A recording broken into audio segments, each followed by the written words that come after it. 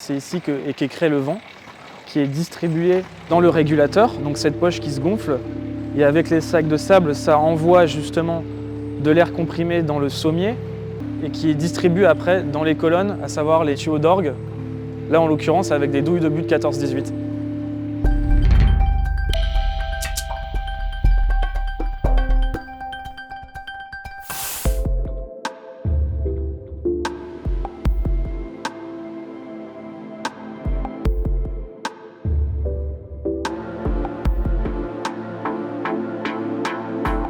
Alors mon œuvre, je suis à l'intérieur en fait, elle s'appelle Megabentos. Ces motifs-là en fait, tout ça, c'est des gravures sur bois que j'imprime à la main sur ces voilages.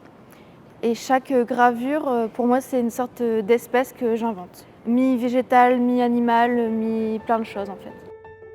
J'avais envie de créer une œuvre où on puisse entrer à l'intérieur et être une de ces espèces en fait.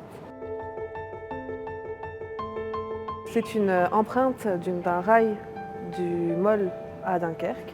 Donc un môle, c'est un endroit anciennement industriel et les rails étaient destinés à l'époque pour transvaser la marchandise vers la gare. Ça s'appelle mémoire. Donc c'est la mémoire de Dunkerque, la mémoire de la forme du sol, la mémoire de l'asphalte, du temps qui a passé, du vécu et de l'histoire qu'elle peut nous raconter. Quand je suis arrivée à Dunkerque, j'ai vraiment trouvé une dynamique assez particulière dans la ville. Un côté un peu industriel, en même temps historique et sociétal, qui m'intéressait énormément. Orgue de Barbarie, c'est une installation sonore. Elle est née d'une rencontre avec un facteur d'orgue qui est basé à Tourcoing. Ça a demandé 2 années de recherche et c'est à peu près 5 mois de réalisation. Les douilles d'obus que vous voyez derrière moi, c'est des douilles qui ont été sculptées dans les tranchées pendant la Première Guerre mondiale. C'est un objet d'art populaire qu'on avait tous chez nous. Et donc mon propos, c'était justement de les remettre au devant, d'en parler et de les faire parler différemment. Pour moi, être au FRAC dès la sortie en fait, de l'école, c'est une chance en fait, c'est assez incroyable.